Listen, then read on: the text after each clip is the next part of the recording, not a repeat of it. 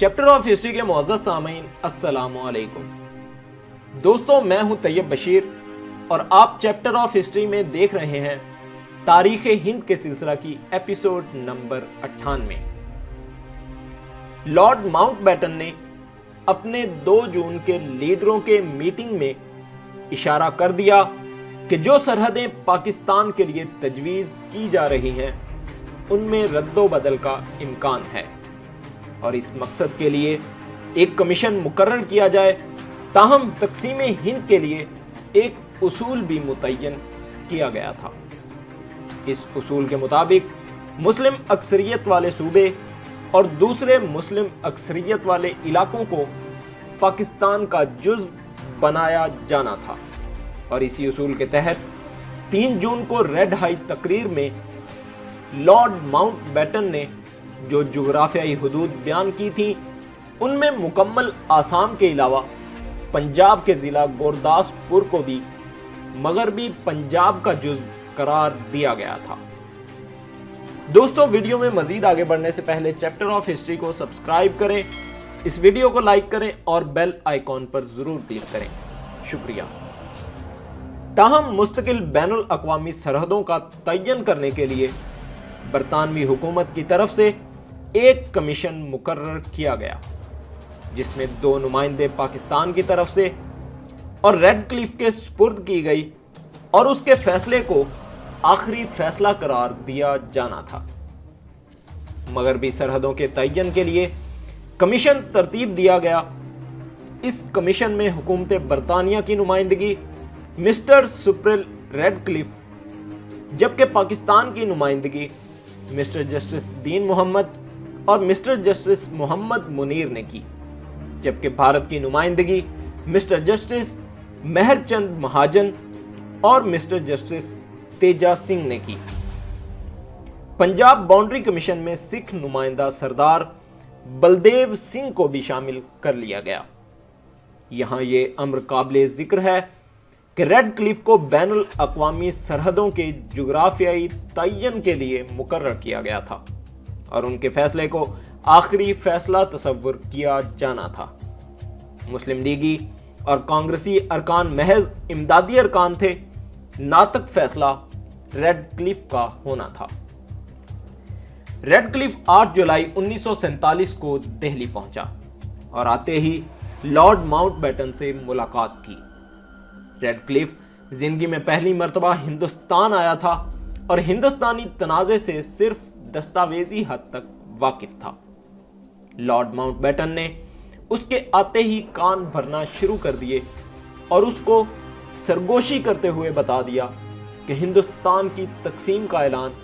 میں کر تو چکا ہوں، اور کانگریس نے انگریز حکام کی برتری کو قبول کرتے ہوئے اپنا پہلا گورنر جنرل بھی مجھے ہی مقرر کرنے کا فیصلہ کیا ہے۔ اس لیے ہمارے نزدیک پاکستان کی نسبت ہندوستان کے مفادات زیادہ اہمیت رکھتے ہیں۔ آبادی کے لحاظ سے میں نے پنجاب کی سرحدوں کی نشاندہی کر دی ہے، لیکن بدقسمتی سے مجھے بعد میں کانگریسی رہنماؤں نے بتایا کہ جب تمام ریاستوں کو خود مختاری حاصل ہو گئی ہے اور اس خود مختاری سے انہیں اجازت دے دی گئی ہے کہ وہ جس ملک سے چاہیں الحاق کر لیں، تو ہمارے لیے سب سے بڑا مسئلہ ہندوستان کی عظیم ریاست کشمیر کے الحاق کا مسئلہ مشکل کا باعث بن جائے گا، کیونکہ موجودہ صورت میں کشمیر ہندوستان سے بالکل کٹ کر پورے کا پورا پاکستان کے ساتھ جغرافیائی الحاق پر مجبور ہو جائے گا۔ اس لیے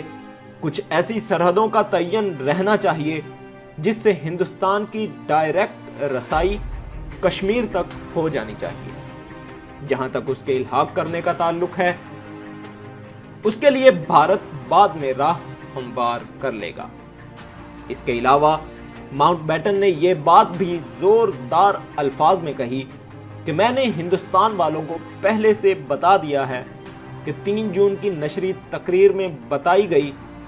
سرحدوں میں تغیر و تبدل کا امکان موجود ہے۔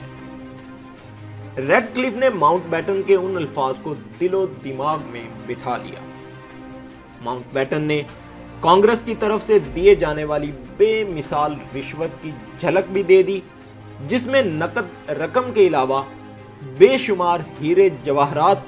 اور دیگر سود مند اشیاء شامل تھیں۔ اس طرح برطانیہ کا ایک نمائندہ منصب انصاف کے تقاضوں کو رشوت و جانبداری کے پاؤں تلے روننے کے لیے ہماتن تیار ہو گیا، اور اس نے حد المقدور ایسا کر بھی دیا۔ مشرقی سرحد کے تعین کے لیے پاکستان اور ہندوستان کے نمائندوں میں نمبر 1 مسٹر سپرل ریڈ کلف حکومت برطانیہ، جبکہ نمبر 2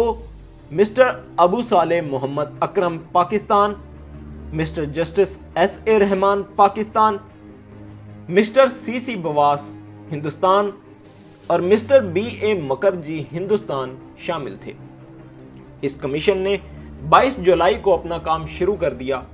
جبکہ وہ تمام حالات کا جائزہ لے چکا تھا۔ ابھی حد بندی کے نزاعی نکات کمیشن کے سامنے بھی نہ آئے تھے کہ ریڈ کلف نے جسٹس دین محمد کے ساتھ ہوائی جہاز میں پنجاب کے خاص علاقے یعنی ضلع امرتسر، ضلع گرداسپور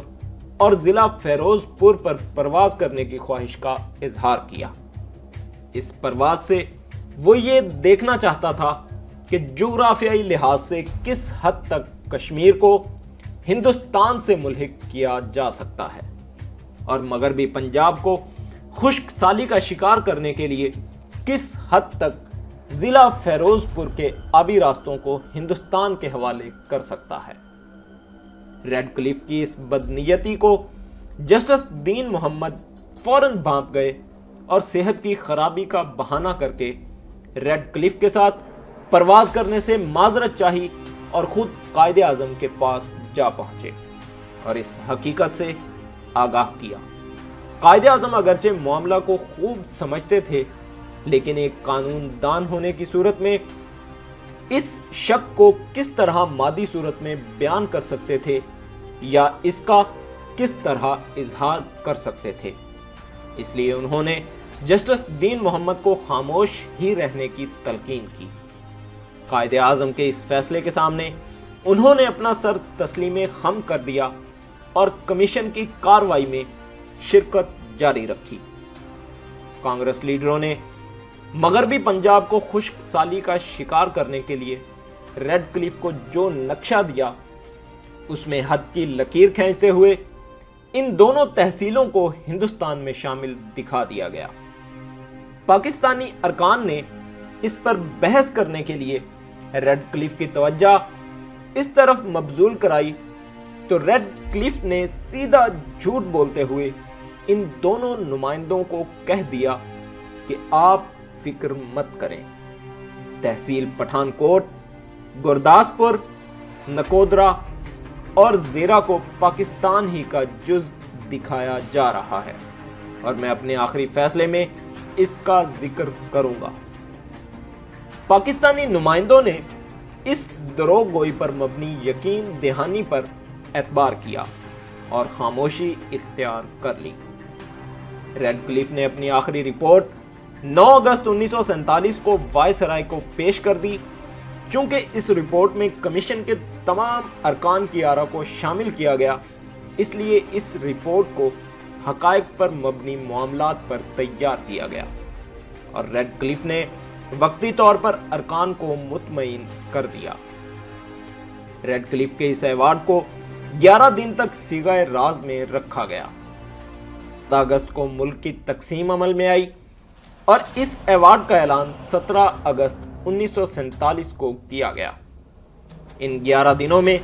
کمیشن نے بالکل اسی نقشہ کے مطابق سرحدوں کے تعین کا اعلان کر دیا،